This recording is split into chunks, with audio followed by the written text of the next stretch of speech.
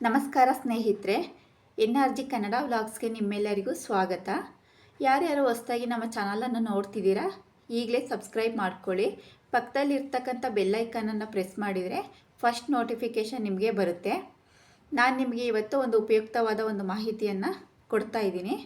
ನಿಮಗೂ ಕೂಡ ಇದು ಯೂಸ್ ಆಗುತ್ತೆ ಅಂತ ತಿಳ್ಕೊತೀನಿ. ನನಗಂತೂ ಖಂಡಿತವಾಗಿಯೂ ಇದು ತುಂಬ ಯೂಸ್ ಆಗಿದೆ. ಅದೇನು ಅಂತ ಇವಾಗ ತೋರಿಸ್ತೀನಿ ಬನ್ನಿ. ನಮ್ಮ ಆರೋಗ್ಯ ನಮ್ಮ ಕೈಯಲ್ಲೇ ಇರುತ್ತೆ. ಪ್ರತಿಯೊಂದಕ್ಕೂ ಆಸ್ಪತ್ರೆನೇ ಪರಿಹಾರ ಅಲ್ಲ. ನಾವು ಮನೇಲೇ ಇದ್ಕೊಂಡು ಬೆಳಗಿನ ಟೈಮು ನಮಗೆ ಅಂತಲೇ ಒಂದು ಸ್ವಲ್ಪ ಟೈಮ್ ಕೊಟ್ಕೊಂಡು ನಾವು ವಾಕಿಂಗ್ ಆದರೂ ಅಥವಾ ಯೋಗನಾದರೂ ಅಭ್ಯಾಸ ಮಾಡೋದನ್ನು ರೂಢಿ ಮಾಡಿಕೊಳ್ಬೇಕು. ಇದರಿಂದ ನಾವು ದೈಹಿಕ ಆರೋಗ್ಯ ಮತ್ತು ಮಾನಸಿಕ ಆರೋಗ್ಯ ಎರಡನ್ನೂ ಕೂಡ ಕಾಪಾಡ್ಕೊಳ್ಬೋದು. ಉತ್ತಮ ಆರೋಗ್ಯಕ್ಕಾಗಿ ಒಳ್ಳೆಯ ಜೀವನ ಶೈಲಿಯನ್ನು ನಾವು ರೂಢಿ ಮಾಡಿಕೊಳ್ಬೇಕು. ನನಗೆ ಬೆಳಗಿನ ಟೈಮು ವಾಕಿಂಗ್ ಹೋಗೋದಕ್ಕೆ ಟೈಮ್ ಇರೋದಿಲ್ಲ. ಸೊ ಅದಕ್ಕೆ ನಾನು ಬೆಳಗಿನ ಟೈಮು ಮನೇಲೇ ಯೋಗಾಭ್ಯಾಸವನ್ನು ಮಾಡ್ತಾಯಿದ್ದೀನಿ. ನಾನು 5-6 ವರ್ಷದಿಂದ ಈ ಯೋಗವನ್ನು ಕಲಿತಾ ಇದ್ದೀನಿ. ನಮಗೆ ತುಮಕೂರಿನಲ್ಲಿ ಶ್ರೀರಾಮ ಯೋಗ ಕೇಂದ್ರ ಅಂತ ಇದೆ. ಅಲ್ಲಿರ್ತಕ್ಕಂಥ ಪರಶುರಾಮ್ ಸರ್ ಅನ್ನೋರು ಆನ್ಲೈನ್ ಕ್ಲಾಸಲ್ಲಿ ನಮಗೆಲ್ಲ ಯೋಗವನ್ನು ಫ್ರೀಯಾಗಿ ಹೇಳ್ಕೊಡ್ತಾ ಇದ್ದಾರೆ. ಇದರಿಂದ ನನಗೆ ತುಂಬ ಯೂಸ್ ಆಗಿದೆ. ವಾರದಲ್ಲಿ 6 ದಿನ ಬೆಳಿಗ್ಗೆ 5:30ಯಿಂದ 7 ಗಂಟೆವರೆಗೆ ಈ ಆನ್ಲೈನ್ ಕ್ಲಾಸ್ ಇರುತ್ತೆ. ನಮಗೆ 7 ಗಂಟೆವರೆಗೆ ಯೋಗ ಮಾಡೋದಕ್ಕೆ ಟೈಮ್ ಇಲ್ಲ ಅನ್ನೋರು ಕೂಡ ಒಂದು ಅರ್ಧ ಗಂಟೆಯಾದರೂ ನಾವು ಅಭ್ಯಾಸ ಮಾಡಿಬಿಟ್ಟು ಈ ಗ್ರೂಪಿಂದ ಎಕ್ಸಿಟ್ ಆಗ್ಬೋದು. ನಮಗೆ ಸೂರ್ಯ ನಮಸ್ಕಾರ, ಆಸನಗಳು ಮತ್ತು ಪ್ರಾಣಾಯಾಮ ಮುದ್ರೆಗಳನ್ನು ಕೂಡ ಇಲ್ಲಿ ಹೇಳ್ಕೊಡ್ತಾರೆ. ಈ ಯೋಗಾಭ್ಯಾಸದ ಲಿಂಕ್ ಬೇಕು ಅಂದರೆ ನಾನು ಇದನ್ನು ಡಿಸ್ಕ್ರಿಪ್ಷನಲ್ಲಿ ಹಾಕಿರ್ತೀನಿ. ನೀವು ಹೋಗಿಬಿಟ್ಟು ಅಲ್ಲಿ ಜಾಯ್ನ್ ಆಗ್ಬೋದು. ಬೆನ್ನು ನೋವಿಗೆ, ಮಂಡಿ ನೋವಿಗೆ, ಶೋಲ್ಡರು ಕತ್ತಿನ ನೋವಿಗೆ ಎಲ್ಲದಕ್ಕೂ ಕೂಡ ಈ ಯೋಗ ಮಾಡೋದ್ರಿಂದ ಪರಿಹಾರ ಖಂಡಿತವಾಗಿಯೂ ಇದೆ. ನನಗೂ ಕೂಡ ಹರ್ನಿಯ ಪ್ರಾಬ್ಲಮ್ ಇತ್ತು. ನಾನು ಈ ಯೋಗ ಜಾಯ್ನ್ ಆಗಿಬಿಟ್ಟು ಸರ್ನ ಕೇಳಿದಾಗ ಅವರು ನನಗೆ ಕೆಲವೊಂದು ಯೋಗಾಸನಗಳನ್ನ ಹೇಳ್ಕೊಟ್ರು. ಅದನ್ನು ಅಭ್ಯಾಸ ಮಾಡ್ತಾ ಬಂದೆ. ಈಗ ಯಾವುದೇ ಮೆಡಿಸಿನ್ ಇಲ್ಲದೆ, ಸರ್ಜರಿ ಇಲ್ಲದೆ ಆರಾಮಾಗಿ ಇದ್ದೀನಿ. ನಾನು ಕೂಡ ಡೈಲಿ ನನಗೆ ಅಟ್ಲೀಸ್ಟ್ 1 ಅವರ್ ಆದರೂ ಈ ಥರ ಯೋಗವನ್ನು ಕಂಟಿನ್ಯೂ ಮಾಡ್ತಾ ಇರ್ತೀನಿ.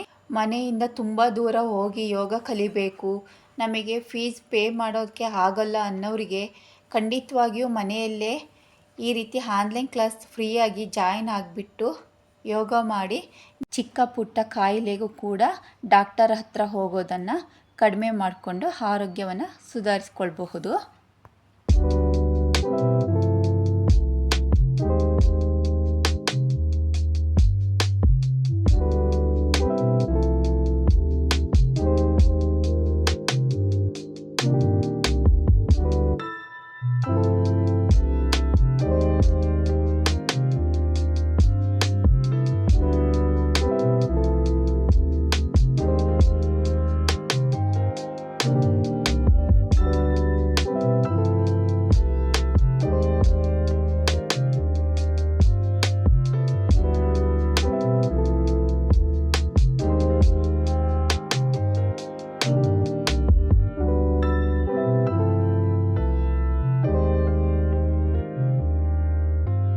ಈಗ ಕ್ಯಾಪ್ಸಿಕಮ್ ಗ್ರೇವಿ ಮಾಡೋದು ಹೇಗೆ ಅಂತ ತೋರಿಸ್ಕೊಡ್ತಾ ಇದ್ದೀನಿ. ಮೊದಲಿಗೆ ನಾವು ಈ ಕ್ಯಾಪ್ಸಿಕಮ್ಮನ್ನು ತೊಳ್ಕೊಂಡು ಹಿಂದೆ ತೊಟ್ಟನ್ನು ಕಟ್ ಮಾಡಿಬಿಟ್ಟು ಈ ರೀತಿ 4 ಪೀಸನ್ನು ಮಾಡಿ ಇಟ್ಕೊಂಡಿದ್ದೀನಿ. ಬರೀ ಕ್ಯಾಪ್ಸಿಕಮ್ ಇಷ್ಟ ಇಲ್ಲ ಅನ್ನೋರಿಗೆ ಇದ್ರ ಜೊತೆಗೆ ಮಕ್ಕಳೆಲ್ಲ ಖಾರ ತಿನ್ನಲ್ಲವಲ್ಲ, ಅದಕ್ಕೆ ಬದನೆಕಾಯನ್ನು ಕೂಡ ಹಾಕ್ಕೊಳ್ತಾ ಇದ್ದೀನಿ. ಟೇಸ್ಟು ಕೂಡ ತುಂಬ ಚೆನ್ನಾಗಿರುತ್ತೆ. ಈಗ ಒಂದು ಮಿಕ್ಸರ್ ಜಾರಿಗೆ 1 ಬೌಲ್ನಷ್ಟು ತೆಂಗಿನಕಾಯಿ ತುರಿಯನ್ನು ಹಾಕ್ಕೊಳ್ತಾ ಇದ್ದೀನಿ. ಇದಕ್ಕೆ ಕಡಲೆ ಬೀಜ ಸ್ವಲ್ಪ ಜಾಸ್ತಿ ಹಾಕ್ಕೊಳ್ಬೇಕು. 1 ಬೌಲ್ನಷ್ಟು ಕಡಲೆ ಬೀಜನ ಹುರಿದು ಹಾಕ್ಕೊಳ್ತಾ ಇದ್ದೀನಿ. ಒಂದು ಅರ್ಧ ಬೌಲ್ನಷ್ಟು ಈರುಳ್ಳಿ, 2 ಮೀಡಿಯಮ್ ಟೊಮೊಟೊ, 1 ಇಂಚು ಶುಂಠಿ, ಒಂದು 5-6 ಬೆಳ್ಳುಳ್ಳಿ ಹಾಕ್ಕೊಳ್ತಾ ಇದ್ದೀನಿ. 1 ಟೇಬಲ್ ಸ್ಪೂನು ಖಾರದ ಪುಡಿ, 2 ಟೇಬಲ್ ಸ್ಪೂನು ಧನಿಯಾ ಪುಡಿ, ಅರ್ಧ table spoon garam masala, 2 table spoon ಉಪ್ಪು, 1/4 ಟೇಬಲ್ ಸ್ಪೂನು ಅರಿಶಿನ, ಒಂದು ಸ್ವಲ್ಪ ಕೊತ್ತಂಬರಿ, 1 ಸ್ಪೂನಷ್ಟು ಹುಣಸೆಹಣ್ಣು, ಇದು ಕುರ್ಷಾನಿ ಪುಡಿ ಅಂತ ಹೇಳಿ ಕಾಳನ್ನು ಮಿಕ್ಸಿ ಮಾಡಿಕೊಂಡು ಪೌಡರ್ ಮಾಡಿ ಈ ರೀತಿ ಹಾಕ್ಕೊಂಡು ರುಬ್ಕೊಂಡಿದ್ದೀನಿ. ಈಗ ನಾವು ಕಟ್ ಮಾಡಿ ಇಟ್ಕೊಂಡಿದ್ವಲ್ಲ ಕ್ಯಾಪ್ಸಿಕಮ್ಮ, ಅದರೊಳಗೆ ಈ ಮಸಾಲವನ್ನು ಈ ರೀತಿ ಸ್ಟಫ್ ಮಾಡ್ತಾಯಿದ್ದೀನಿ. ಈ ರೀತಿ ಎಲ್ಲ ಕ್ಯಾಪ್ಸಿಕಮ್ಗೂ ಕೂಡ ಮೆಣಸಿನ್ಕಾಯಿನೂ ಕೂಡ ಈ ರೀತಿ ಮಸಾಲವನ್ನು ತುಂಬಿ ಮೊದಲಿಗೆ ಇಟ್ಕೊಳ್ತಾ ಇದ್ದೀನಿ. ಇದ್ರ ಜೊತೆ ನಾನೇನು ಕಟ್ ಮಾಡಿ ಇಟ್ಕೊಂಡಿದ್ದೆ ಬದನೆಕಾಯಿನ ಅದನ್ನು ಕೂಡ ಮಸಾಲನ ತುಂಬಿ ಇಟ್ಕೊಳ್ತಾ ಇದ್ದೀನಿ. ಮೆಣಸಿನ್ಕಾಯಿ ಸ್ವಲ್ಪ ಖಾರ ಇರುತ್ತೆ, ಅದಕ್ಕೆ ನಾನು 1 ಟೇಬಲ್ ಸ್ಪೂನ್ ಅಷ್ಟೇ ಖಾರದ ಪುಡಿನ ಹಾಕ್ಕೊಂಡಿರೋದು. ಇದು ಖಾರ ಇರೋದ್ರಿಂದ ಮಕ್ಕಳಿಗೆ ಇಷ್ಟ ಆಗೋದಿಲ್ಲ ಅಂದರೆ ಈ ರೀತಿ ಬದನೆಕಾಯಿನ ಅದ್ರ ಜೊತೆ ಹಾಕ್ಕೊಂಡು ಮಾಡ್ಕೋಬೋದು. ಈಗ ಕಡಾಯಿ ಇಟ್ಕೊಂಡು ಅದು ಬಿಸಿ ಆದಮೇಲೆ ಒಂದು 4 ಟೇಬಲ್ ಸ್ಪೂನ್ನಷ್ಟು ಎಣ್ಣೆನ ಹಾಕ್ಕೊಳ್ತಾ ಇದ್ದೀನಿ. ಅದು ಕಾದಿದ್ದಾದಮೇಲೆ ಸಾಸಿವೆ ಮತ್ತು ಜೀರಿಗೆನ ಹಾಕ್ಕೊಂಡಿದ್ದೀನಿ. 1-2 ಈರುಳ್ಳಿನ ದೊಡ್ಡದಾಗಿ ಕಟ್ ಮಾಡಿ ಹಾಕ್ಕೊಂಡಿದ್ದೀನಿ. ಈಗ ಒಂದು 10 ಎಲೆ ಕರಿಬೇವನ್ನು ಕೂಡ ಹಾಕ್ಕೊಳ್ತಾ ಇದ್ದೀನಿ. ಒಂದು 2 ನಿಮಿಷ ಇದನ್ನು ಫ್ರೈ ಮಾಡಿಕೊಂಡು ಈಗ ಮೊದಲಿಗೆ ನಾವು ಬದನೆಕಾಯಿನ ಏನು ಮಸಾಲ ತುಂಬಿಟ್ಕೊಂಡಿದ್ವಲ್ವ ಅದನ್ನು ಹೀಗೆ ಎಣ್ಣೆಯಲ್ಲಿ ಒಂದು 5 ನಿಮಿಷ ಫ್ರೈ ಮಾಡ್ಕೋಬೇಕು.